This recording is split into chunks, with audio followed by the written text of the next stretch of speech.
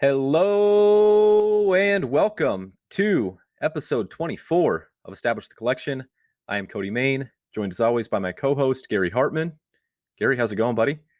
Cody, it is doing all right. All things considered, man. It's what are we, October 14th? In that kind of fallish time in New York City. It's pretty nice weather, honestly, still, and just enjoying football season, man. I like fall. It's a fun sports time of year. We got basketball starting up. We're almost a championship series of baseball time.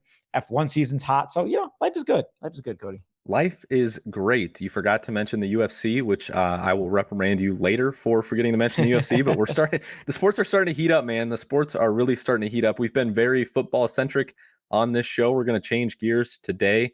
If you guys have been with us from the early days, you'll remember our underdog draft where we tried our best to draft an underdog team in the NFL and also talk through NFL sports card markets. We did so somewhat successfully, I would say, if we're giving ourselves a fair assessment of that episode. We're going to try and do that damn thing again, except for this time we're going to be drafting a NBA team and talking through the NBA sports card market. So if you guys are new here, that's what we'll be going through today. If you're new to Establish the Collection or new to Establish the Run, go sign up now for the Establish the Run NBA bundle. Save yourself some money.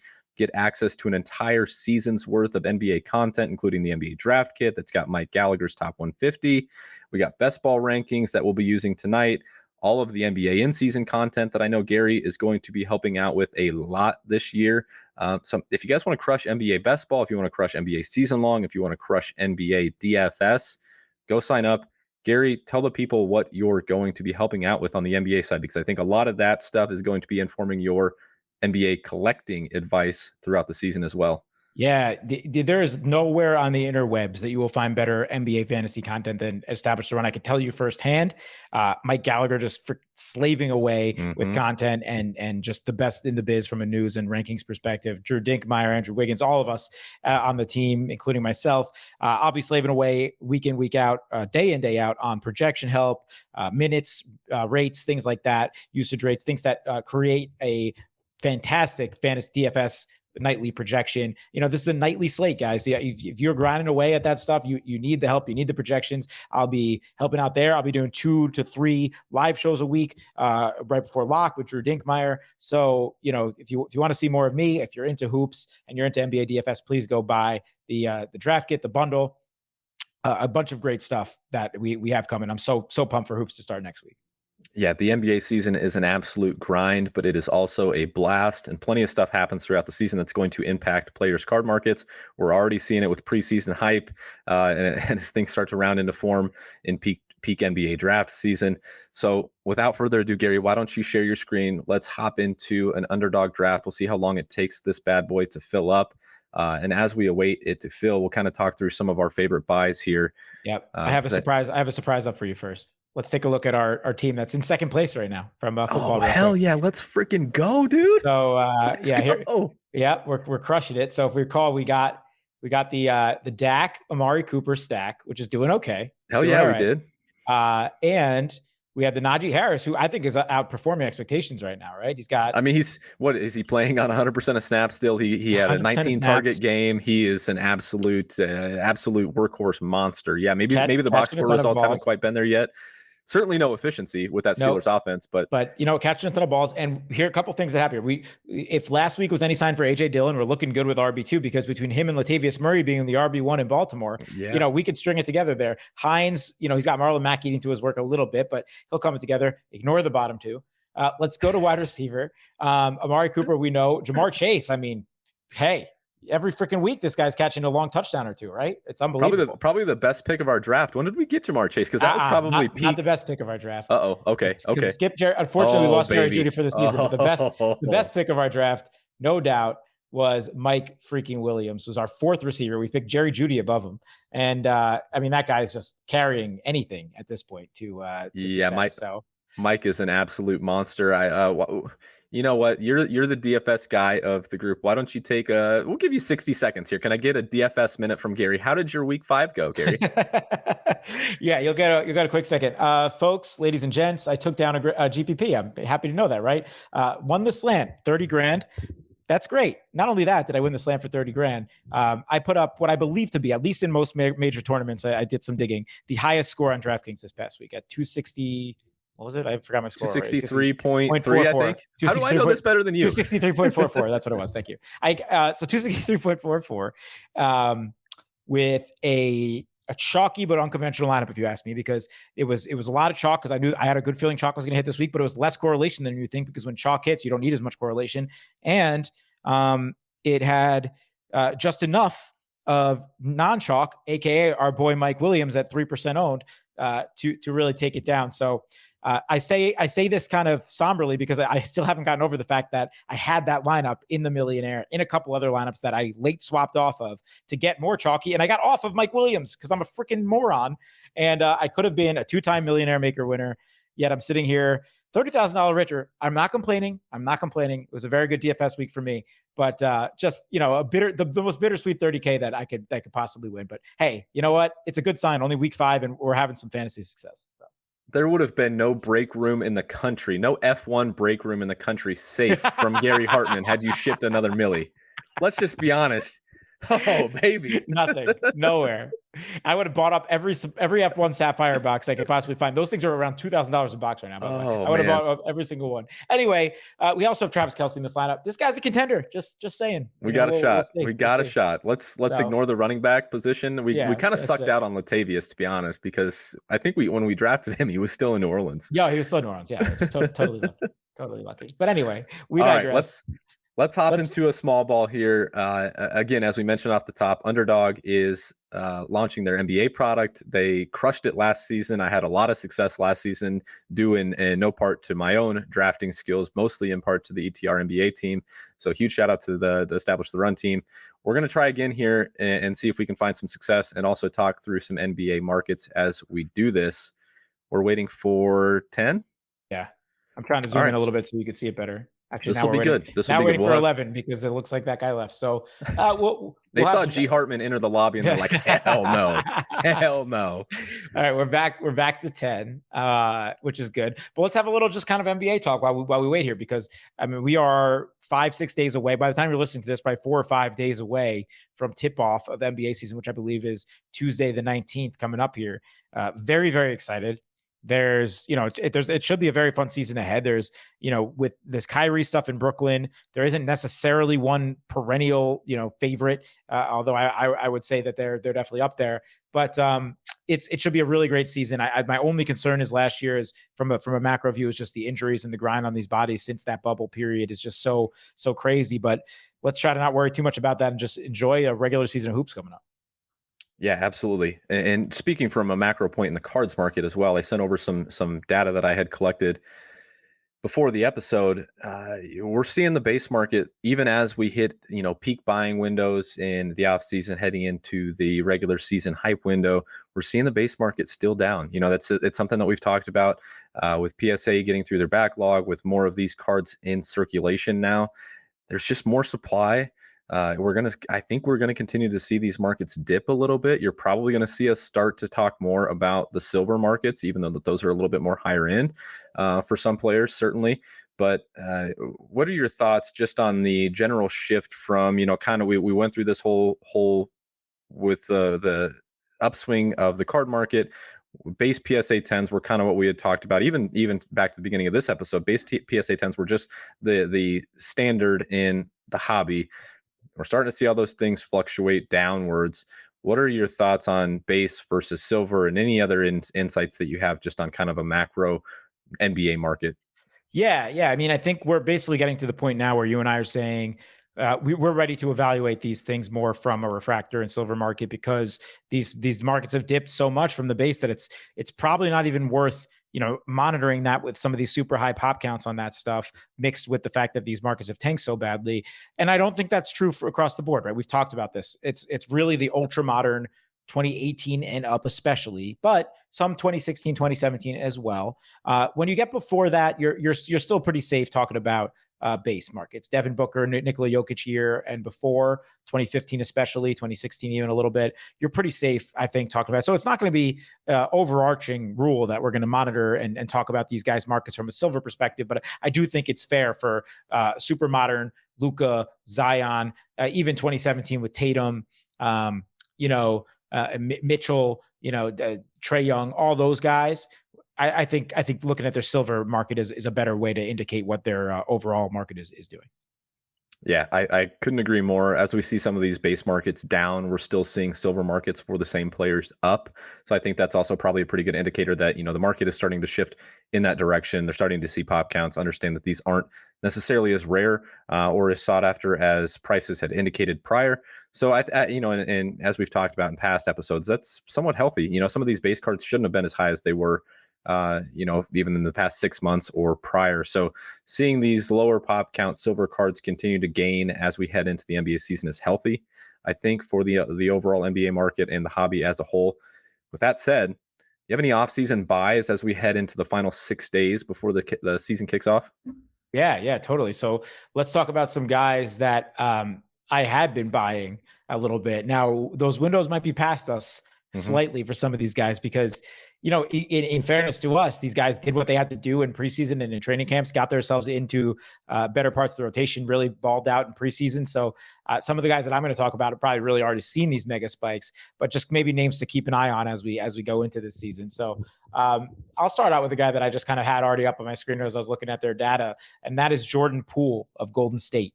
So he's someone that has just been the darling of Steve Kerr's eye, I think, throughout the offseason. He's really kind of catapulted himself into that starting role for at least while Klay is still on the shelf. And I think even when he comes back, he is at least going to be the sixth man on this team with real role, whether they, in the playoffs, if they get there, and just in their crunch time minutes. So he's somebody that is actually, I can't believe his PSA Silver 10 is all the way up to $434 card right now. And over the last month, we've seen 114% rate of growth. Now this pop is 386 and growing. I have to go scrounge my closets because I have some of these, a bunch of these different colors. I got a bunch of this stuff, and I have to get ready. I think for some of the rare stuff, I might have to bite the bullet and send it to PSA, because if he starts the season as strong as his preseason and offseason has been, we're going to start seeing peaks of somebody like Jordan Poole. So I would say he's been a buy to me all this offseason, but just keep an eye, because we might get peaks of somebody like him coming up here. So a month ago, Jordan Poole would have been a guy that you could get for around $200, as you mentioned, up to 430, 450 in that range. Now, is he still a buy for you heading into the season, or is this just kind of a wait and see right now, or maybe even prep to sell as much as the offseason hype has boosted his card market? It's a mix of two things. It's a mix of prep to sell and see what kind of raw colored stuff you can snag on like an auction or something, whatever level you're comfortable with. But if you can get a blue color match, meaning it matches his jersey out of 99, I think I have one actually. I wish I had it with me right now, but something like that, you can get that raw and you think it looks okay, because even that might be something you could flip for a little bit better if he does it on a primetime game against the Lakers. He drops 26, something like that.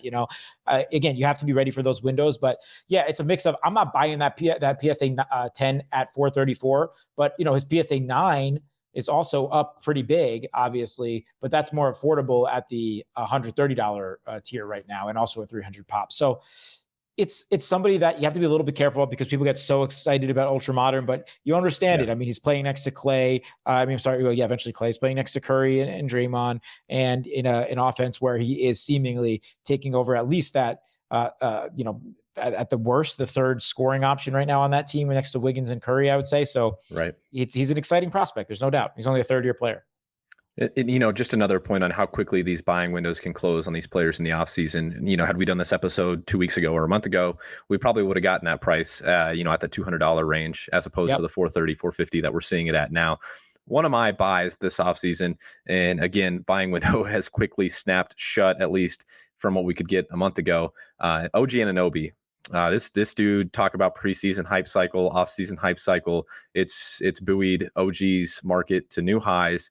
He was good offensively last season, but with Lowry gone, with Siakam on the shelf, this dude's going to have to handle a big offensive load. We've seen the market respond pretty quickly this offseason.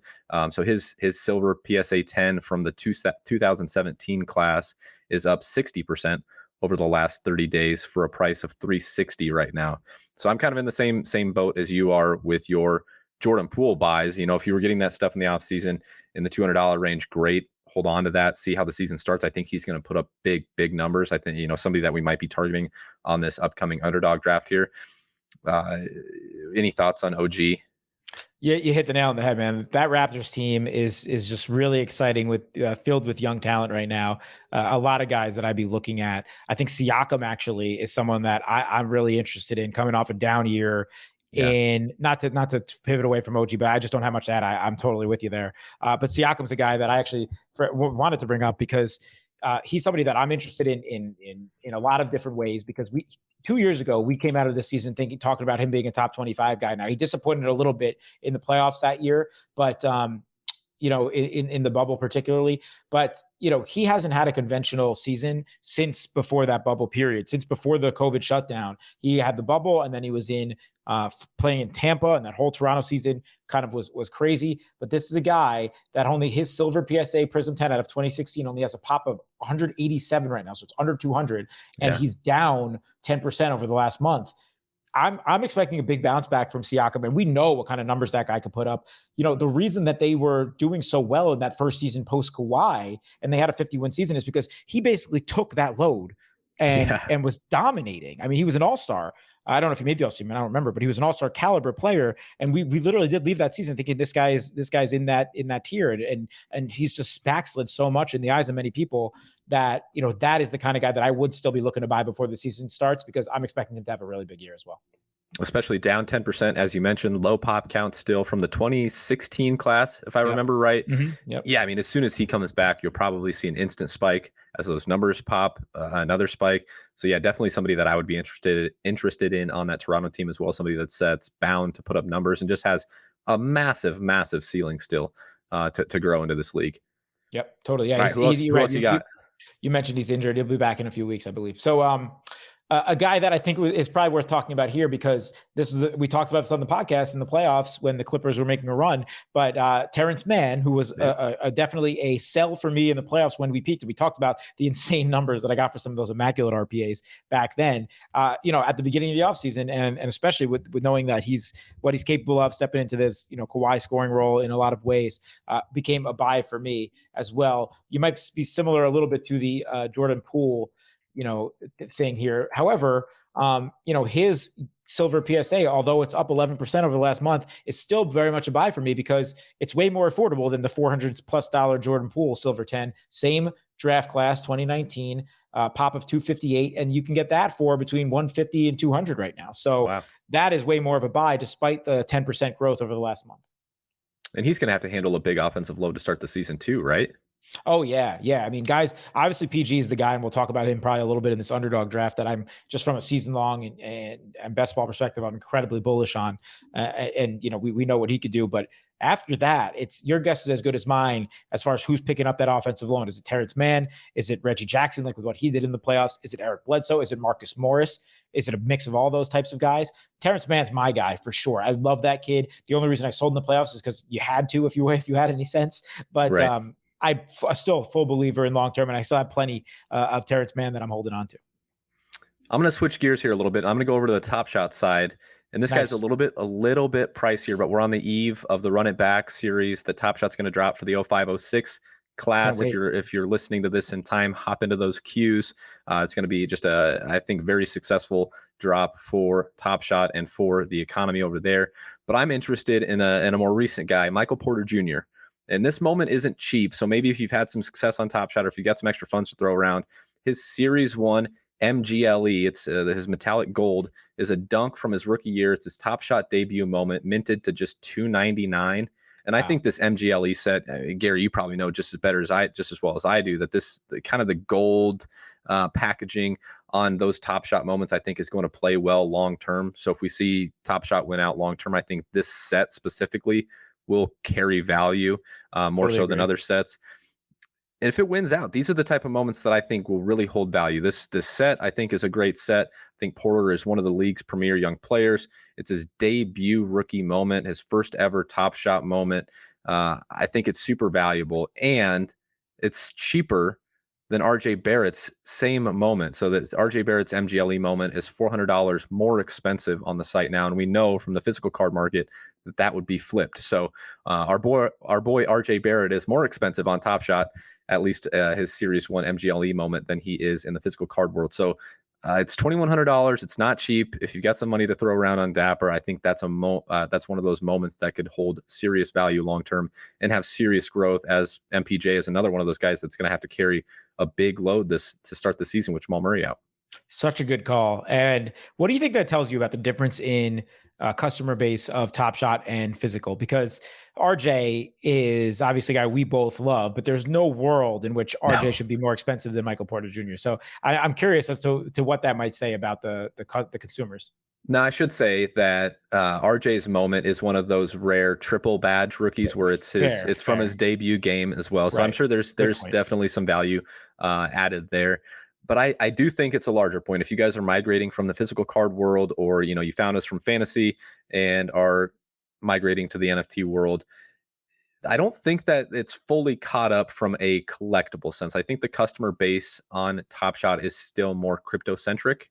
As opposed to, got into it from like you, Gary, you were, into sports cards back to 2017 and 2018 and in breaks and flipping cards as a day job. I don't think that the customer base over on Top Shot is, exactly to that caliber. So we do see some differences where guys that we would expect to be more expensive in the physical card world are actually cheaper on Top Shot and vice versa. So if you have strong conviction that more people that are into physical cards will migrate over, definitely some opportunities for buying windows there. Or if you just think that the crypto bros, as they're called, wise up on Top Shot and start to value Michael Porter Jr. to a level that they should, and his price starts to exceed RJ Barrett's, then there's certainly windows there too. But I to your point, I think there's just a different customer base in the physical world and the NFT world. I also just wonder if RJ Barrett maybe is more of a known name, and there might be more people Knicks in New York. Product and Knicks, for sure. top prospect coming out, and just it's interesting though, and I totally agree with you there. Then you're right though. You have to keep in mind that is that 3 badge rookie as we wait for 3 people to fill up this underdog draft here. So we're getting there. Another guy that I think was on both me and yours list. That's both of our lists is DeJounte Murray of the Spurs, and somebody that is a little bit harder to find data on, but is somebody that we both like a lot. And that's because, out of that 2016 Prism, same as Siakam we were talking about, his silver is only a pop of 119. So I almost liken this to your Stephon Diggs buy. If you could find these types of cards between this $200 and $300 range that they seem to have sold for in their last 2 sales over the last month, I'm totally fine with that, because he has shown plenty, as he was the main guy on that Spurs team last year, that he's going to be able to carry the load. Still a really young guy, and I think still has plenty of room to grow. As somebody that I'm really bullish on going into the season. Could not agree more. Yeah, these cards where it's really hard to find pop counts on, really hard to find cards that are just in circulation. If you're looking at Card Ladder, which is a resource that Gary and I reference a lot, you can just click buy it now on eBay from their dashboard, and it'll take you to the exact card that they're referencing. There's one listed on eBay right now, I think for a $650 buy it now, and I've submitted a couple offers to no avail. So the buyer or seller is clearly not willing to sell below what he's got it listed for. So if you can get your hands on him, if you're looking at auctions, if you're keeping an eye out at setting alerts, I think DeJounte Murray is definitely a guy that I'm willing to buy heading into the season. Totally agree. All right, I'm going to keep it with Top Shot for one more guy from that MGLE set as we continue to wait for a few people to fill this underdog draft. Same reasons as I mentioned for Michael Porter Jr. I am very excited for Kendrick Nunn's Series 1 Top Shot debut moment from my Los Angeles Lakers. It's right around $444, which is cheaper than Eric Bledsoe, cheaper than Tobias Harris, guys that, we don't expect to have long-term hobby value, long-term collectibles value, even though they're from the Series 1 in Top Shot. I think that Nunn long-term should have more value, and we're going to find some short-term selling windows on him as well. But it is from his rookie year, also minted to just $299. Nunn's going to have to step into some minutes on this Lakers team. They're a little bit shorthanded with THT going down, with Trevor Ariza being out for a while, and Nunn can actually play off ball, where we know that we have ball dominant LeBron James, we have ball dominant Russell Westbrook. they're going to need somebody that can play off ball. So I think Nunn's going to step immediately into minutes. I think that price on his Series 1 MGLE moment will pop as the Lakers are playing in these high profile games. So very excited for Kendrick Nunn's Series 1 moment on Top Shot. Yeah, we're in agreement again. I actually just finished up. We were going as a slow draft for most of it, but a startup dynasty fantasy basketball league tonight. I had a draft that we've been doing for the last couple of weeks. We finished it up with a fast draft tonight with a bunch of my buddies from high school and growing up. And Nunn I picked in like the 19th round, and just figured, still young, for this season, I think he adds some value. And, on a 2-year contract with Lakers, we've seen it's a DraftKings scoring actually. So we've seen as a point per minute guy that he has produced in the past many times with the ball in his hand. So somebody that I think also, if he does have that opportunity, especially on nights that Russ might sit, or if LeBron sits, and just in nights where they're going to need his production, because I think we'll see those types of nights, that he's somebody that is definitely worth, taking a shot on, because we've talked about the fantasy success crossing over to hobby success, and we know we can put up numbers. So. Yeah, definitely. And if you're looking to find somebody to buy and hold long term, Nunn, I believe, is on a 2-year deal. He's one of these guys that we're kind of seeing a little bit of this trend where he's a young guy, but he's chasing a ring to kind of boost his value on a 2-year deal with second year as a player option. So, if he balls out this year, you could see him get a major contract for another team next year and really just step into a massive role. So I think there's plenty of outs if you're, using this as a form of investing in Kendrick Nunn. I think you have plenty of outs to sell at a higher price later on. I completely agree. All right, this bad boy filled up, huh? Yeah, we're there. We're filled up, and we are at 111. All right, we'll see how this thing goes. So, I know you've done a couple drafts recently, right? Over the last day or so. Have coming out of this spot here, what are your thoughts? We're obviously around the turn on the back end. It's not fun because I really like the top end. Obviously, Joker and Harden and Giannis, and especially Harden with the Kyrie news, in guard being kind of one of those positions that we want to fill early, and then maybe take a few more guys to kind of round that out like we do with wide receivers in NFL best ball drafts. But man, it really does feel like it kind of drops off. So we'll see where what we've got available to us at 111 and where we can go from there. But you and I are kind of in agreement on our macro draft strategy and positional allocations and things, how we go about that there. So totally. Yeah, Joker goes off the board at the 101, Giannis at the 102, kind of as expected. Most of these guys, at least from a collectibles perspective, are just a bit out of our price range. But both guys that I am invested in, right? Like Jokic, yes. I have the blue Prism rookie, I have the purple Prism rookie in the BGS 9.5s, and I'm just, he's my favorite non-Nick maybe of all time. Giannis, just coming off the championship ring, plenty safe there. Luka and Harden go 3 and 4. Not much you can do with those two guys that you're heavily invested in. It's kind of crazy that probably, like you said, two of your non-Knicks that you're most heavily invested in, and you get one that wins an MVP and one that wins a ring. Exactly. Not a bad year for you. Not at all. And, again, I did sell off a little Giannis around the championship, but nothing too high end, because it's one of those guys, and I talked about it during the playoffs, that I'm just so comfortable having long-term. I'm not too concerned. Right. So, and you always want to free up liquid here where you can, which is why I'm going to be selling a lot of my mid-tier Herbert and stuff like that. But Giannis is, I do see it going that LeBron KD level where like it's never going to come back down necessarily at the high end. So, all right, what do we got here? So Tatum Durant, we have the two wings go 6 and 7. Is that a little early for Tatum, or is that where he normally goes? That's about right for Tatum. Yeah, and Tatum is a guy Tatum's a guy that we should mention, because Tatum is, due for probably another leap this season. And Kemba's out of town now. He's been great alongside Jalen with Jalen coming back. We've seen Tatum's silver start to jump a little bit. The last 30 days, it's gone from about 2,400 to 2,600. Yeah. As we hop on the clock here, I'll finish that thought. So what's your thoughts here? Is Paul George good enough to call him like an anchor wing and kind of go that route, because Kawhi's out? I think he definitely is this season for sure. So then I think we go that route. Maybe not in seasons past, but with Kawhi out, he's going to carry just a massive load for this team on the offensive end. I'm totally comfortable getting him there. You said it. We know we could put up fantasy numbers, like elite fantasy numbers. So yeah, he's going to be just massive this year, right? There's no doubt about it. So what, right, go ahead. What I referenced was kind of this anchor wing build. And if you read the article from the Established Run team on the site on how to win NBA best ball, you'll kind of see that this has kind of been a draft strategy, at least last year, that worked out for plenty of success. You draft one of these wings early, kind of wait on him. Maybe take, excuse me, 5 or 6 total, and then really load up on guards. Maybe take a big early, and then only hold to 3 or 4 bigs at most. So do you want to go guard or big here? So what are your thoughts on the top 3 guards? Because I think that would be a decision point. If you think one of those guys has, league winning upside, which for sure I think Westbrook, I think all 3 of those guys do. I think let's go Westbrook here. I think we know he doesn't like to take nights off, really, right? Former teammates Russell Westbrook and Paul George. I think that makes sense at the turn. Russ, no signs of slowing down. LeBron's going to need him to carry the load a lot this season. And, I don't think it really matters necessarily. We saw him go next to James Harden. We've seen him next to Paul George.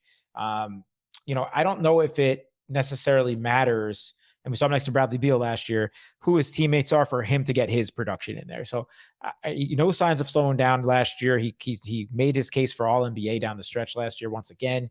And just from a fantasy perspective, it's hard to do better than Russell Westbrook until further notice. Yeah, absolutely. And we talked about his market after the trade to LA. I don't know where that's settled in since then, but yeah, I mean, Westbrook's going to be a beast. We know what he's going to do in terms of fantasy. I want to finish my thought on Tatum because Tatum came off the board at 1.6. His silver is up a little bit. I still think it's pretty reasonably priced if you have the capital to throw around. His silver started the last 30 days at around $2,400. It's up just about 8% to $2,600.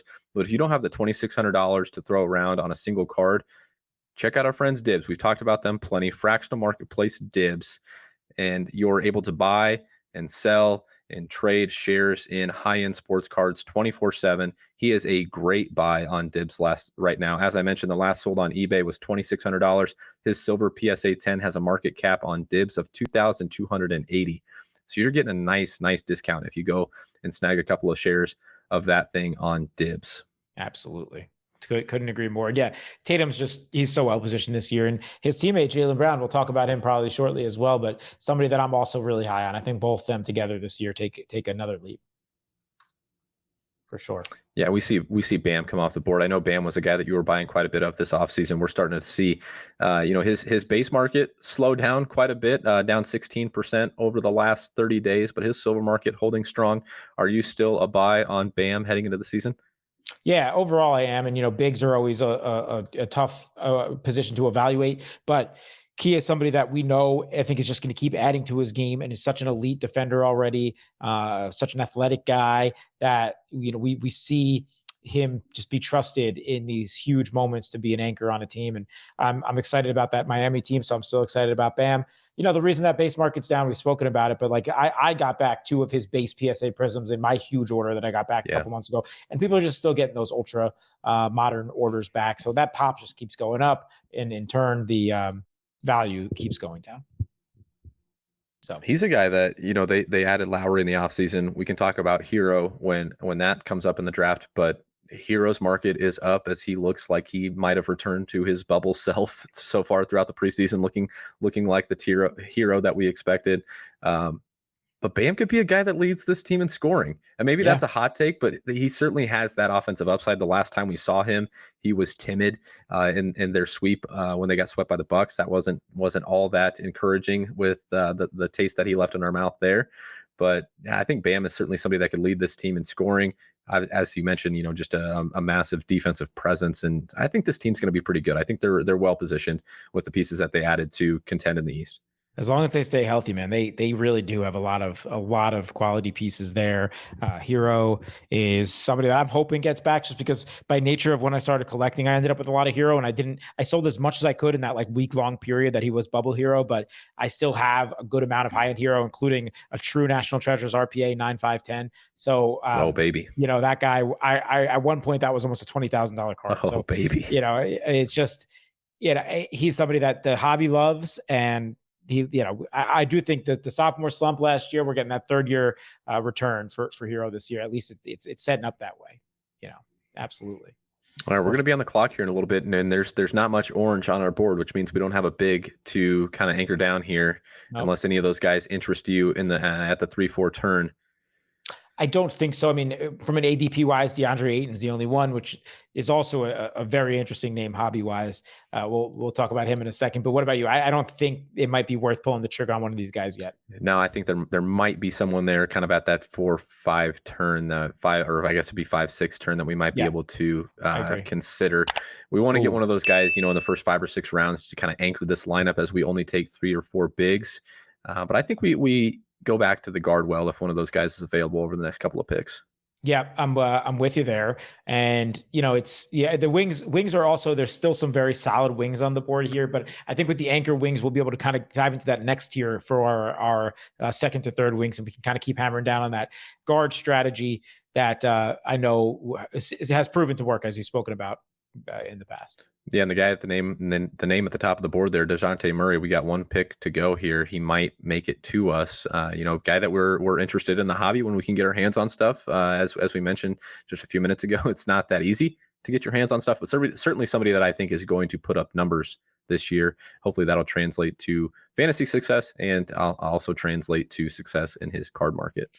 Yeah, absolutely. See. I mean, and here we go. Yeah, and Edwards just went. So let's go ahead and take our guy, DeJounte. There's no doubt about it. He's just a young kid, super athletic, and puts up real numbers. And he was really relevant in DFS a lot of nights last year. I can tell you that, which translates perfectly well to this format. So, and at the turn, we're going to hop back on to the clock here. I'm kind of glad Ingram went, because Ingram would have tempted me there with the Zion uncertainty. Either of those 2 wings at the top there with Tobias Harris or Chris Middleton interest you, or do we hop to another guard there? Yeah, I mean, I would have hoped Edwards made it back there. Tobias, if Ben Simmons wasn't playing, would interest me here, but now that concerns me again. All these guys in this range are interesting to me. Do you like Middleton? Yeah, I think we can go Middleton there. He can be our second big, and we can really just go on that hyper fragile wing build as we kind of have another anchor and another strong pick there in the 4th round, and just really go with 5. I think we can be pretty comfortable with 5 wings there and really hammer down the guards and the bigs. Yeah, Middleton is actually someone we should talk about here. So first of all, as steady as they come from a fantasy perspective, so as long as this guy's healthy, you know exactly what you're getting, which I like. But he's someone we should talk about, because now an NBA champion, now a multiple-time All-Star, not necessarily getting the love in the hobby. He's out of that coveted 2012 Prism class in that Pistons, I think, Summer League uniform is the picture. And I just did a quick search. Let's see if he's on Card Ladder. But, he is a base PSA 10 Prism. Only a pop of 284 is only $150, $160 card. To me, that's kind of crazy for what is now a multi-time All-Star and NBA champion. Now, that just might tell you that based on the way he plays, the kind of player he is, he doesn't excite in the hobby. But I do think if you think this Bucks team has legs to win it again, or at least be heard from again, I don't think that's a bad buy. I think it's more of kind of like your safe portfolio play. You might not make it, you might get rich off Chris Middleton, but you might see an increase from a $140 card to a $200 card at some point. And if you buy up a bunch of those, you might see a steady increase, kind of like your 401k. Let it sit. Chris Middleton's a great player. He's an NBA champ. It's crazy because he's going to be tied to Giannis for as long as that team remains successful, and based off of the moves that they made and based off as good as they looked last year, I don't see any reason for that team not to be successful. So it's almost like a Bird and McHale, Yeah, it's just let him ride for as long as Giannis continues to dominate the league. And as you mentioned, not a card that you're likely to get rich off of. I would be shocked if this thing went from $158 to $500 or $1,000. But we saw this thing really pop last season during the postseason. And I think we even kind of made some jokes that this is the perfect time to sell, which it probably was in the heat of their championship run. But now another good buying window. And if you want to hold on to it long term, or if you want to hold on to it just until they make another title run, certainly feasible. But yeah, back to July, that thing was upwards of $350. So, and if you're a Chris Middleton, just absolute, real believer and real fan, the silver only is a pop of 18. Those silvers were super coveted from that 2012 class and is around a $1,200, $1,300 card for one of the top 25 players in the NBA for the silver out of the best Prism class. That card for any other rookie of that class, Klay, Draymond, whatever you want to consider, like those first year / rookie types guys, Kawhi, obviously Kyrie, would be triple, quadruple, quintuple that. So, for a multi-time All-Star top 20, 30 guy at $1,200. It's not a terrible price if you could find it. Yeah. I didn't think this draft would devolve into Chris Middleton talk, but here we are. Why don't you scroll back just for a sec on the draft board? I want to kind of see some of these names anything that we may have missed. I see Ben Simmons just went there towards the end of the 4th round. I actually was lucky enough. I had a couple Ben Simmons base. He's out of that 2016 class. I had a couple of those base PSA 10s listed, and people just sniped him at the buy it now price. So maybe people hoping for that trade to go through, maybe people, excited to see him back in Philly. I'm not sure what the case was, but I wasn't super excited when he was returning to Philly. I thought the hobby interest in him potentially changing jerseys was going to wane. So I was okay offloading that position where I did. Agreed. We see OG go in the 5th round. Love to see that for our guy OG. He's going to be a monster this year, I think. Yeah, a little bit before ADP, but I'm guessing that ADP has been rising as well. So he just went before pick 50. So OG is a total stud. And another interesting name right behind him, Kristaps Porzingis at the pick 50 over there. So also 7 picks before ADP. Someone that needs a bounce back year for his career, for the Mavericks to be good, for Luka to really thrive, for his market, which was once really strong in New York out of that 2014 Prism class, to also bounce back. I just noticed something. I think a friend of the show, Ryan Reynolds, is in the draft. Do you see that? Get Ryan, out of here. Is he? I got to text him.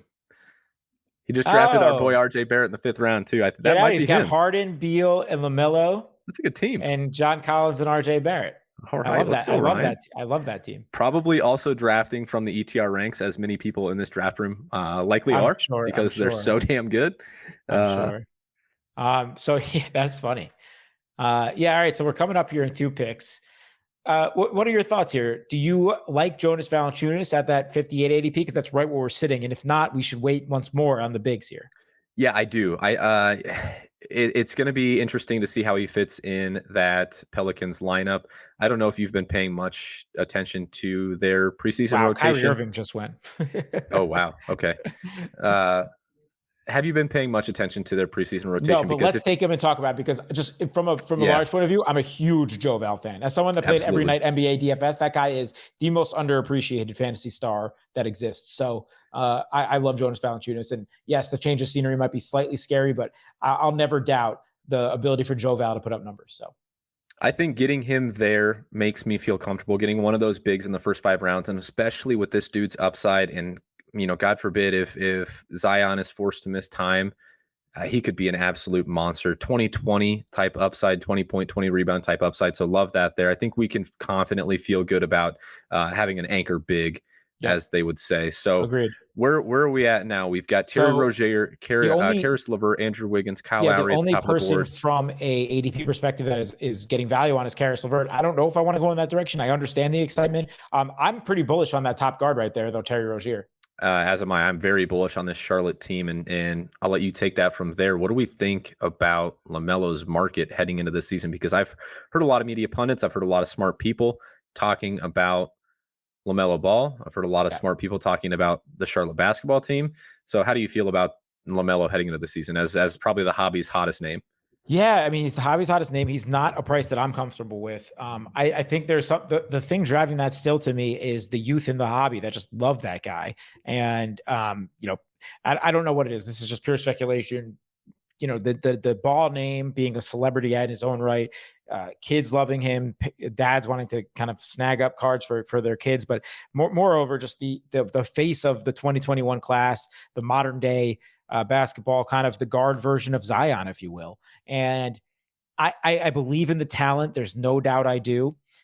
I don't know if I see it as the long-term, just absolute smash from a hobby perspective. You don't see the kind of pass first point guard, just a passing wizard, assist stud long-term historically have the hugest, the biggest names in the hobby.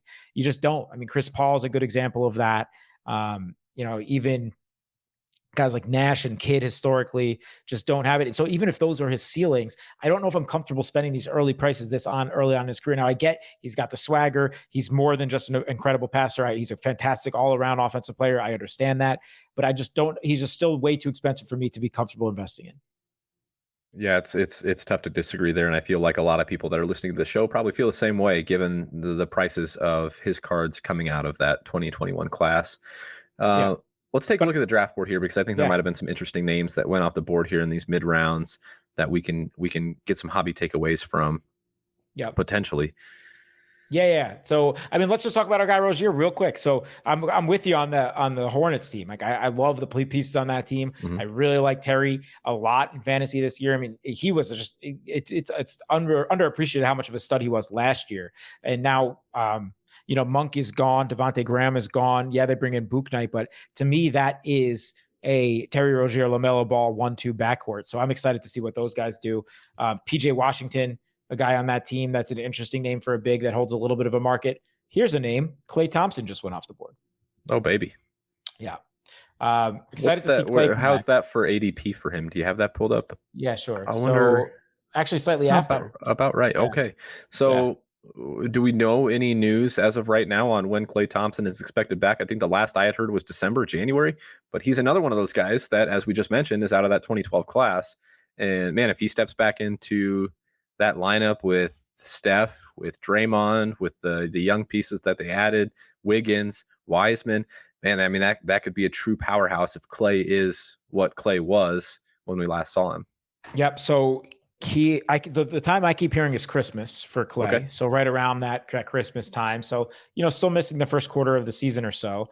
But yeah, I mean, people are anticipating the return of Klay. Obviously, he's going around pick 65, 70 and Underdog. That's nothing to scoff at. Also, he has a pop of 708 on his base. This is a perfect example when we can still talk about base as a metric here for that 2012 card ladder value of $1,000 right now, and that's a 25% growth over the last month. So people are certainly excited about Klay Thompson's return. I have one of those cards not ready to get graded. Excited about getting graded. I love the idea of holding Klay, one of the best shooters of all time, future Hall of Famer, as an investment piece. But I'm taking a wait and see approach with Klay. It's a scary injury he just suffered. I'm not too worried about his ability to be an effective NBA player, just the way he plays as far as kind of a minimal movement, minimal ball handler, just absolute shooter stud. I am a little bit worried about his ability to return to what he was on the defensive end of the court, but I am excited about the return of Klay Thompson. There's no doubt. Yeah, as you mentioned, wait and see approach, but hold, no need to sell right now. Obviously, there's definitely hype there. That hype's going to continue when he gets to the point where he's ready to return in a couple of months. Then you can see how he performs, but this is also a guy that has long-term standing value, as you mentioned, one of the league's best shooters, played on those Warriors teams that were dominating the league, likely Hall of Famer, definite Hall of Famer, 2012 class. There's really not much to, not many holes to poke in the Klay Thompson armor in terms of his card value. Yep, agreed. And we're up here in 2 picks, and then there's a couple of names between there that I think will be interesting to talk about. But what are your thoughts at the top of the board here? Because I think there's some picks dripping with upside if we don't get too far from ADP here. Oh man, he just went, didn't he? Jalen Suggs. Yeah, I knew you were excited about Suggs. I'm excited about Suggs. Definitely a guy to watch as products start to come out from this rookie class. Yep. Totally what else do you see at the top of the board there? So do you want to keep hammering guard away, or would you go back to wing here? I mean, we're right in that middle round 7-8 here. Would you go one of each? I think just looking at the way it's going to shake out, we have a few guards that we might like at this round, and then we're going to have plenty of wings to pick from. Okay, cool. Just so there at the turn. So, who do you like here? Give me a name. We'll go. I think we stick with the New York Knicks. We go Kemba. You can cheer for the hometown team. What are your thoughts on Kemba as the resident Knicks fan? Yeah, I mean, I'm really excited about Kemba being in New York. Obviously, we haven't had a point guard of that caliber in a very long time. Yes, the injuries are concerned. Yes, the being past the prime is a concern. But you know what? He wasn't as bad as you would think last year. He still has the ability to score. He still has the ability to get to his bucket. We know he could shoot. And, the good thing about this Knicks team, and we'll pick up this point in a second, is that they're deep. But, go back to guard really quick, because I think we'll find a wing that we might like here. But I just want to make a point on just how much upside is still available at the guard position that we can kind of wait. We've got Nickeil Alexander-Walker is a guy we talked about. Jordan Poole. We've got Jordan Poole. I think there's still plenty of names there that we can get excited about. So let's hammer one of these wings. Do you have a lean on any of these guys towards the top? I'm liking this guy. Let's do it. I like Kuzma a lot this year. And I mean, he just just was a stud in preseason yesterday. I don't know if you saw, but they're going to need him. There's no doubt about it, right? We got Bradley Beal there in Washington. They bring in Spencer Dinwiddie, but I think that's kind of going to be that big three as far as their offensive production is concerned. And let Kuzma cook. We've seen what Kuzma could do when he cooks. Yeah. Let's not forget, he's very young and a very good offensive player. So I think he needed the change of scenery after him being the leftovers of that Ingram Lonzo class and LeBron just coming in there. And I think that he is someone, and the other guy I would have liked there would have been Miles Bridges, kind of got a Hornet stack going there, but he is somebody that I just think is a ton of upside this year. I also was able to get him in my dynasty league that I just drafted, which I was super pumped about. And a guy that I'd be interested to look at from an offseason buy perspective as well. Yeah, I was just pulling up his card market here. There's been some fluctuation. Obviously, not a lot of sales. Still pretty low pop count on Kyle Kuzma's 2017 Silver PSA 10, a pop of 325. But most recently, we've seen that thing sell for right around $150. That's a buy to me. That's a reasonable price. I don't think that you're going to get burned too badly with a Kyle Kuzma $150 card. As you mentioned, still a super young guy. He's going to have to be involved offensively with this team. Don't know what the Washington Wizards team ceiling is, but Kyle Kuzma is certainly a guy that could help himself by putting up big numbers this season. Yeah, totally. I want to backtrack to one guy that went before our last group of tricks here, and it was somebody that we spoke about before the show here, and that's Darius Garland. Yeah. It was an offseason buy for both of us. Kid in Cleveland going into his third year, showed a lot, especially during the second half of last year, still part of that backcourt tandem with Colin Sexton. The Cavs bring in Ricky Rubio to kind of help along in that sense this year as a distributor. But I think coming into his third year was a top 4 pick in that same class of Zion, RJ, and Morant. And I think is somebody that NBA players respect a lot. I think they look at Darius Garland and see a stud there. And I think we both do too. So what are your thoughts on Garland coming into the season? Yeah, Garland was a guy that I was scooping up, and it really started with, a kind of an off-season puff piece from, probably a Cleveland beat report. I don't remember who it was, but just about his commitment and his commitment to getting better and commitment to training and the team's commitment to him. That just got me very excited. So I started digging into Garland more. Steph Curry has said good things. A lot of NBA players have said really good things about Darius Garland. There's also the potential that Colin Sexton may be on the move as the team's commitment to Darius Garland seems to supersede their commitment to Colin Sexton. So I think there's a lot of outs if you've invested this offseason in Darius Garland, maybe just another leap as he matures in the league, and potential outs with him just carrying a bigger offensive load. But a guy that I've been very excited on, been trying to purchase up on Top Shot as he's part of that kind of the triple badge rookie class from the Series 1, if you will, which has the rookie debut moments in Series 1. And then definitely a guy that I'm trying to purchase up parallels and refractors on the physical side as well. Yeah, I'm super excited to be invested in Garland. I mean, I had a bunch that I was able to get graded in my ultra modern tier from last year. So at $10 a card that came back a couple months ago. I have a blue Prism PSA 10 in there. I have 2 silvers that are both 10s. So I'm really pumped about having, about $2,000 worth of Garland cards or so, because I think that's $2,000 that could grow quite a bit this coming season. So yeah. After Ryan makes his pick here at the 9-4. Is it Ryan? Is it confirmed? It is confirmed, Ryan. He said he's dead money in NBA. So what I'm going to do is I'm going to pull his team up, and we're going to roast his team after he makes his pick in the 9th round. But he did confirm that that's him, and he also confirmed that he's dead money in anything related to basketball. So we'll see. Oh, I like his team. He's got a good team. He just took Steven Adams. That might be my first pick that I don't like. But yeah, not a big fan of Steven Adams, but. No. I like everything else here, though. Tough to go wrong with Harden. We just talked about Washington, and that Bradley Beal is obviously going to be a monster on the scoring end. We love LaMelo from a fantasy perspective. We love the Hornets. Nothing wrong with that Marcus Smart pick either. Nope. Yeah, it's a good team. Oh, where do you go here? And then wings, we got Collins, Barrett, and as he keeps kind of getting taken away. I mean, anybody that drafted RJ Barrett has drafted a damn good team. Exactly, so let's just be honest. So the only difference in strategy here is that he hammered down the super high end wings without taking that without taking that anchor wing, which I think is also a super viable strategy, because this tier of wings from that like 40s through 70s in ADP, we're kind of past it now, is really strong.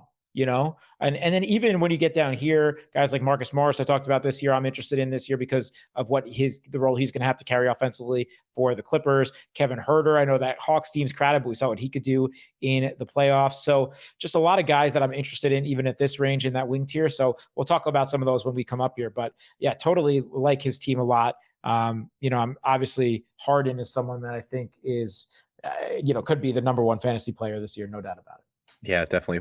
Let's pull up the bigs really quick, because this is what happened in a lot of my drafts. Is I thought, I can wait for bigs. I can wait for my third and fourth bigs, and all of a sudden there was just no one available. I think we still have some names that we like. Let's push this at least to the next pick, and let's go to a wing or guard here, I think, right? What are your thoughts here? Do you want to go with one of those wings we were just talking about, or should we just keep hammering in on this guard tier?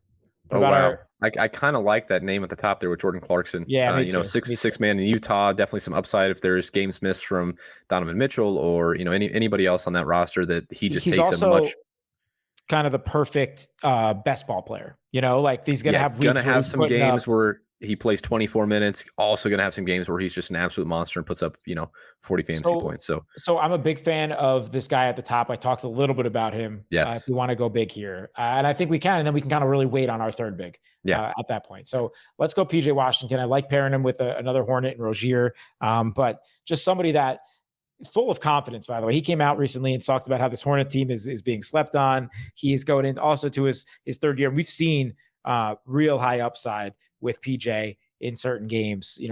We know he could put up monster numbers. I just love that Hornets team with him, Miles Bridges, Rozier, LaMelo, bringing in Book Knight. They just have a fun young core, all of them who can go off on any given night. So. Yeah, his silver PSA 10 is mega cheap. It's under $100 right now with a pop count of 630. So we've seen 5 sales in the last 2 weeks, and that thing is anywhere from $90 to $110. So, if you want to stack up a few of those, and this Charlotte team really impresses, and they're fun, and they're a league pass team, and LaMelo plays out of his mind, I think you're going to see definitely some big nights for Washington. Well, I mean, what do you think? Is he going to have any sort of hobby value, or is he one of these bigs that you just stay away from? No, I don't think you do. He can stretch the floor. He could shoot a little bit. He's athletic. He's a Kentucky kid who always has followings. That's a kind of a smaller thing, but definitely was a big name coming out. And if that Hornets team takes a leap, we see them kind of be maybe make a running for avoiding the play-in, something like that, as a top 6 seed, and he also takes a leap.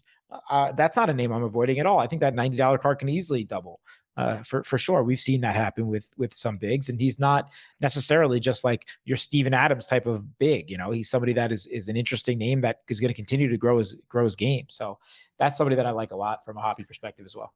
Yeah, another interesting buy on Top Shot as well, if you're interested there, because his Top Shot debut moment from that same Series 1 MGLE group that we're so interested in, that has a mint count to just $299. It's his rookie debut moment. It's a sick dunk, as we've become accustomed to with PJ Washington highlights. So if you're interested in that, check him out on Top Shot. Right around that same price tier as someone like Kendrick Nunn in that kind of 400 to 450 range. But it's a pretty sick dunk if you're into actually collecting cool moments. Yeah, and give me Washington over Nunn all day in that kind of tier. Like give me somebody that with a secure, growing role on a team that he is, wants to continue to improve in, other than somebody that's kind of a role player on a LeBron team.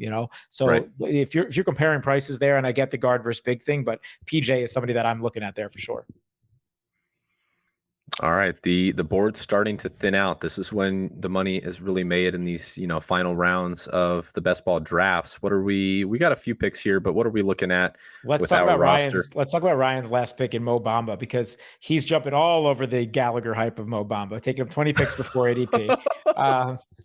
Ryan, no, I don't hate it. I don't hate it. Let's talk about an offseason buy low, man. Yeah, I mean, and honestly, from a fantasy perspective, there's going to be nights in DFS, if this guy's cheap and steps into minutes, he's going to be just an absolute monster, because he is a fantasy point per minute stud. All you need is 18 to 20 minutes. If we get that from him, like you're dominating, Yeah, and you can't hate on that at all.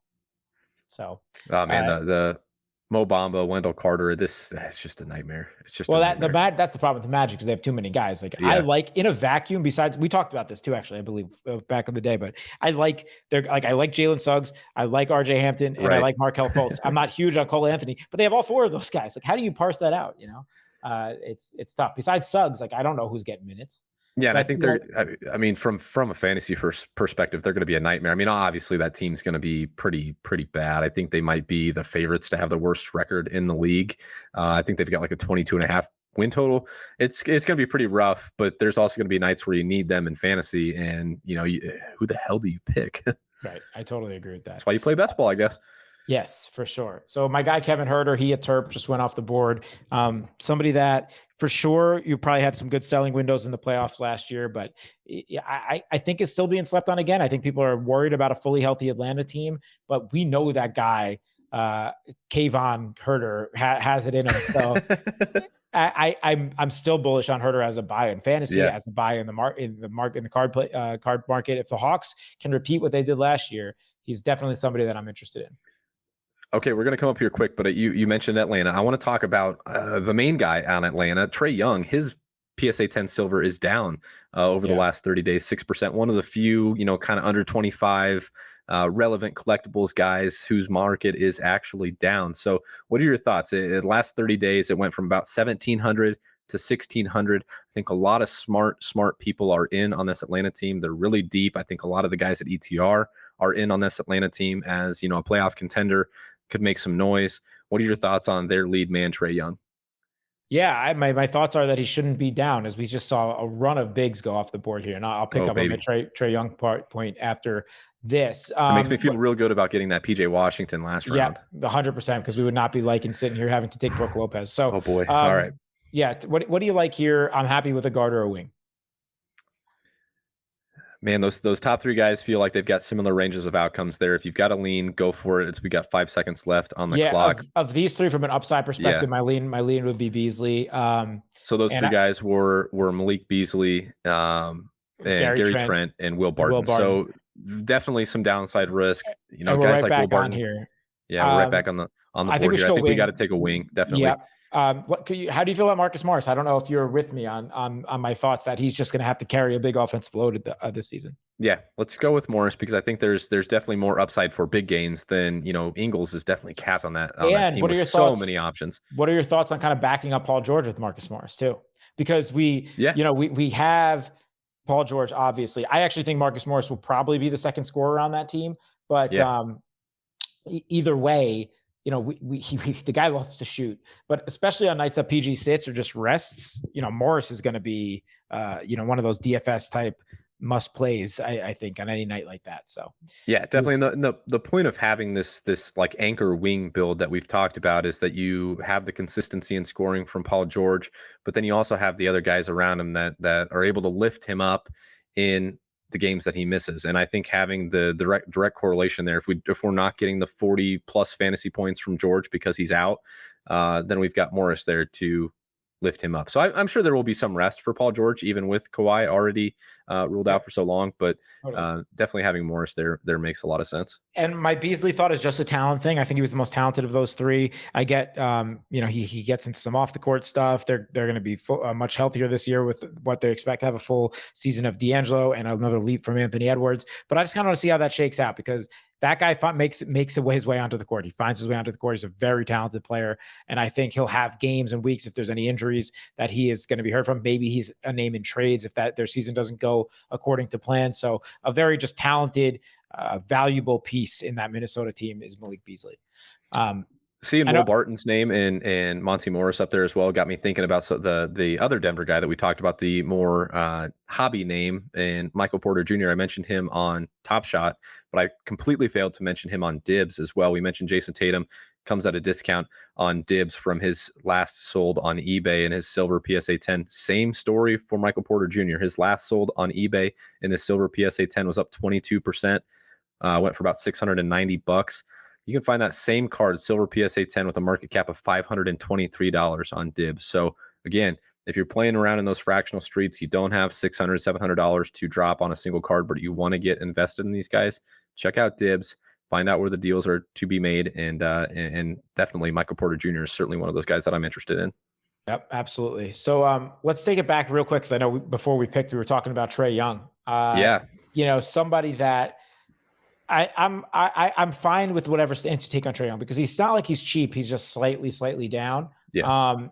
So I think if he is undervalued, it's minimal, where, I'm totally cool if you want to buy him, because I think that he will have those moments throughout the season where he's just, that goes on crazy runs. We know he's a super popular player, an absolute superstar. We saw he could do it on the big stage last year. So somebody that is in that ultra modern 2018 class, but I'm totally comfortable however you want to approach Trey Young. I think there'll be selling windows throughout the season, and your buying window is probably still right now. I'm going to loop it all together here and throw you a curveball. What do you think about Trey Young? I think I saw him at 29-1. 29-1 to lead the league in scoring. Is that team just too deep, too many guys that could potentially score for him to, lead the league like a Bradley Beal would and just carry so much of the offensive usage? Or is there an outside shot that he could do that? There's an outside shot at those numbers. I don't hate that. I mean, he's definitely one of the few guys that can realistically be a 30-point per game guy. So I don't absolutely hate that, but they are deep. That's the problem. They are deep. So deep. And, that does make it tough, right? And if you're projecting DeAndre Hunter to be back for a full season, I think they expect more things out of John Collins this year. Bogdan around, Luke Williams is back around, right? So Reddish. It's just hard, right? Reddish is going to be fully back. We know Capella will have nights where he'll go 20 and 10. So it's just tough. But you probably lean more towards a Beal in that sense. Sure. All right, let's take a quick glance through our roster here because we're starting to get to these final rounds. What do we need? We've got 6 guards, 4 wings, 2 bigs. We probably need to think about a big here. Yep. Maybe we can wait though if some of these names don't pop off the board. Yeah, but it's going to get really thin really quick if we don't move now. Do we feel comfortable going 3? No, we can. I think we could take it on the next one though. Maybe. Okay. Can I go on an executive pick? One of my favorite all-time players right now. Go for it. Lou Dort is probably my favorite player in basketball. That isn't Nikola Jokic. If you haven't watched much Lou Dort basketball, stop what you're doing. Go watch Lou Dort basketball. That's all I'll say. And no, I wouldn't mind taking another big here. I like Mason Plumlee. He keeps going back to that Charlotte, but I love that signing for them. Yeah, we saw what the true 5 has done there, and we know Mason Plumlee has been a very productive DraftKings type producer as well.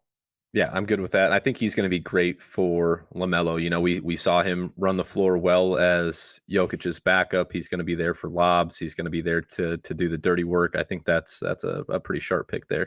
Yeah, and we got him, again, same thing. We kind of loading up on these Charlotte guys, but hey, if we're big on Charlotte, we're big on Charlotte, and I'm totally good with that. And we got him alongside PJ. I don't even look at him as a direct competition to him. I think they'll start alongside each other very often, and that's totally fine with me as well. In the right matchups where they're going to be, they can exploit their competition through the front court. Those are both guys that we know can get it done from a fantasy perspective. So. Yeah, and we should mention, the way that this scoring and roster format works out, we're not really expecting more than one of our bigs to crack any roster on any given week. Right. We're most likely going to fill any flex position with a wing or one of these guards that we're taking. So, I don't feel too bad about having 2 Charlotte quote unquote bigs there. But yeah, if we get, PJ at the 4 and Plumlee at the 5 and they play minutes alongside each other, I don't view that as too much negative correlation. Not a bad thing. And I think I think I'm set on bigs now, as far as that's concerned. So most likely we're going to be playing Jonas, and as long as he stays healthy, we're going to be pretty content there. Yep. Totally. Especially in those weeks where Zion may be out. You want to build out a little bit of a queue here coming up. So we have 7 guards and 4 wings. So we definitely need at least one more wing, right? So let's take a look. How many more picks do we have? We have 2. It's a 16 rounder. Yeah. So we have 2 more picks. 2 more. So would you go 1 guard and 1 wing and go for that 8-5-3 that we've seen to be successful? It's tough to say because I actually feel oddly good about our guards given where we went, with those 4 guys. They weren't necessarily extremely high end picks, but we were pretty consistent in those middle rounds with Westbrook and Murray and those guys. So let's make sure we get a wing here. Is there anybody that jumps off the screen to you as someone that's dripping with upside? It thins out really fast around here. And, that's the problem when you wait a little bit. And I think Obi Toppin just went. So you wait a little bit and you kind of miss out on those guys that go in that 150 range, and you definitely have a tier jump. Just for guys that we know will be on the floor a lot, that's kind of all the same tier here of like a defense first, but can hit a 3, Royce O'Neal, Dorian Finney-Smith, Jay Crowder type. Royce is somebody to me that has been historically underrated as a fantasy DraftKings commodity, particularly, which is where my experience is. There's certainly nights where he's worth playing. Also, that guys like Boyan miss a lot of games, so that he picks up a little bit more. Now he's a very low usage rate player. There's no doubt about it, but it doesn't mean that he doesn't fill up the box score in other ways. So he's somebody that I like. And then the other guy who just went, Jaden McDaniels was the other guy I had my name, my eye on. I think we'll see. We're 8 picks away here. looks like most of the teams, as we look at the board, are pretty filled up on wings with 5, 6, 7, some of them. So hopefully we see them go more big or guard heavy, and we get some of these wings left. But I think I'm with you on that. Either, we see DFS, Dorian Finney-Smith up there, who should at least have a role, and then also Royce O'Neal, as you mentioned. So I think one of those two guys makes sense. Those are the two I'm interested in most. What's Doug McDermott's role going to be like on this Spurs team? Is he going to be the three ball shooter that we've come to know in the last year with Indiana? Yeah, it's a good point. He was actually started to become a little bit more than that last year, especially when Indy was really banged up in the middle and end of last year. We saw him be a viable piece from a DFS perspective. He got a real contract, 3 years, $42 million from San Antonio. I think that obviously DeRozan and Rudy Gay are both gone. I think Doug McDermott will have a role on the Spurs team. There's no doubt about it. And he will be more than just a stand in the corner and shoot threes. I think they're going to need him to produce a little bit more offensively than that. So it's a good shout. It's pretty wild how quickly this board thins out and how quickly we lose relevant guys to talk about in terms of collectible value as well. That's true.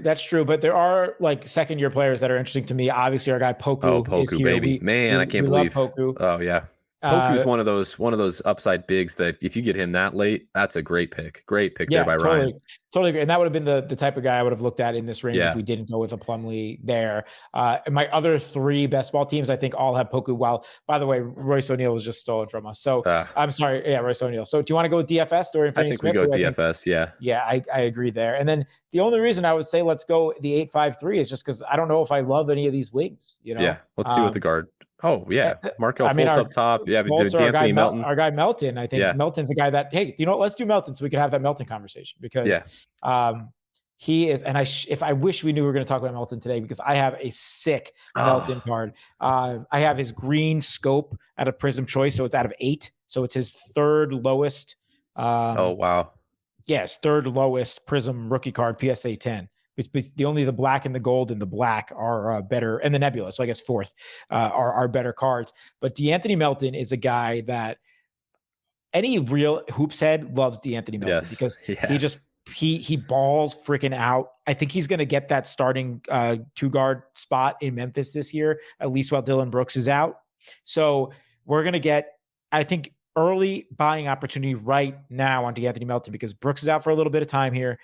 Memphis is an exciting team that I think people will kind of, especially people that watch basketball and invest in basketball, will kind of gravitate to on League Pass. And I'm telling you, he's gritty. He's a good all-around player on both sides of the ball, and he's cheap. So just taking about real deep sleepers, he's somebody that from a fantasy perspective and a card perspective, I love. 108 pop on his Silver Prism 2018 rookie card. Only a $50 card, 108 pop. $50. You could find that for $50 on the Silver. Buy them up right now. I'm telling you, you'll be able to sell that for at least $20, $30 more per pop in a couple weeks. I'm sure of it. Yeah, I'm looking now on eBay. There's obviously not many listed because there's only 108 total, but there's one out there right now, $95 listed with or best offer. So if you're listening, go throw some offers on that thing, see what that thing goes for. I'm with you. There's definitely going to be at least an early season selling window, and this is the type of guy that if you give him an opportunity early on in the season, he earns the coach's trust even more and potentially carves out an even bigger role in this Memphis team. And I think this Memphis team is going to be pretty good in a loaded Western Conference. Totally. So plenty of outs with somebody like DeAnthony Melton for as cheap as he is. Only 23 years old. Ooh. I don't know what the Suns were doing letting that guy go. We'll review our team in a second, then we'll say goodbye. But he is just, I don't know what it is, but anytime he got real minutes, we would go nuts in the ETR room, just being excited about getting to play DeAnthony Melton last year in DFS because he's just an exciting guy, and I'm pumped about having him on this team. So let's see, how do I get our team back up here? All right, now I have 4. So I have 4 total lineups, guys. I haven't been fully invested in the streets of basketball yet, but I will do plenty over the next couple of days. There's no doubt about it. Yeah, definitely, guys. Hop in there before you go over the team. Hop in there. This thing may overlay. I think there may be some push to get this bad boy filled up, but whether you're drafting on Underdog, whether you're drafting on DraftKings, these drafts have not filled quickly. So hop in there. Draft some teams, use the ETR NBA draft kit. I swear it's a lifesaver for this type of thing. I haven't done much NBA prepped other than for this show and for collectibles, and I feel confident coming in Yep. here and drafting against these heavy hitters like Ryan Totally Reynolds. agree. So and his Mo Bamba 20 picks before ADP. No, we love you, Ryan. And I actually do like Mo Bamba. But let's recap real quick because we're going on. So PG, we got that our anchor wing like that. Like Russ. Also, by the way, guys, I'm buy. We talked about me being a buy on Russ a couple weeks ago, or a month or so ago. Still, that still stands. Definitely a buy on PG as well. We saw him finally show up in the playoffs last year. This is his team this year, guys. We're going to see Indiana Paul George usage for the first time since he's left Indiana. And that's exciting for his fantasy and card market, I'm telling you. I sold his logo man 101 from Immaculate this offseason at 10 grand. I was very happy to get 10K for that card. Don't get me wrong. But it's almost like, could I have possibly gotten more in season while he's going to get his mess usage? I don't know. But just somebody to take a look at for sure. Let's just go. That was our 1-2. Let's go through our guards. We got our guy DeJounte, Terry Rozier, Kemba, Clarkson, Malik Beasley, Lou Dort, the best player in all of basketball, and DeAnthony Melton. All guys that I love like that guard rotation. That's a sick guard rotation. I love it. So yeah, we talked about Kemba a little bit. You know, the games that he produces, he'll end up in our lineup a couple weeks a year. Clarkson, we know will get in there, and then the bottom three guys are guys with super high upside, a ton of talent, and are all ballers. Especially Melton and Dort they force their teams to hear from them. So exciting names there. We did the 8-5-3, so we got 5 wings: PG, Middleton, Kuzma, Marcus Morris, and Dorian Finney-Smith. You know, maybe it thins out after Kuzma, but I'm pretty confident as long as those guys stay healthy that PG, Middleton, and Kuzma will be enough with Morris and DFS supplementing it. Looking back at this thing, I think that we just made one slight mistake given what we knew we got. If we had known what we were going to get with those guards at the end, I think we could have taken one of those instead of drafting a guard in the kind of those middle rounds. We could have taken a wing. I agree. Maybe that's like this spot in like the Beasley maybe spot. Right. Yeah. Just as because like you said, Lou Dort is a guy that's got upside. Melton's a guy that's got upside. Maybe we could have taken a wing there. So if you look right in that same area, so we had just missed out on Kevin Huerter, who's a guy I would have looked at, Jayshawn Tate, Rui Hachimura. But even so, no, I guess we drafted Marcus Morris in that same spot. So maybe it's even the Clarkson range, you know, and like we were still so confident in that. You know, it actually really is how these were going for us, though, because like if you look, there was Kyle a run Anderson, right before us, but DeAndre Hunter was right there, Baisley. So you're right. I mean, they're guys we could have probably snagged up. Oubre is somebody that I think, as we continue to be bullish on that Charlotte team, but you know what? I'm pretty happy with the 8-5-3 construction here, and then we have Jonas, PJ, and Plumlee, the 2 Hornets centers. So excited about that. No doubt. This was a ton of fun, guys. Thank you for being here. There will be a video posted to the YouTube channel, the Established Run YouTube channel. Gary did a PSA reveal of a handful of cards, 8 to 10 cards that are valued in around $50,000. Maybe he can flash a few of those here as we sign off, but go check that video out.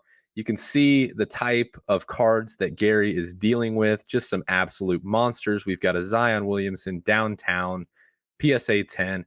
Monster card, 20 grand card, 25 grand card, an absolute monster. So go check that video out.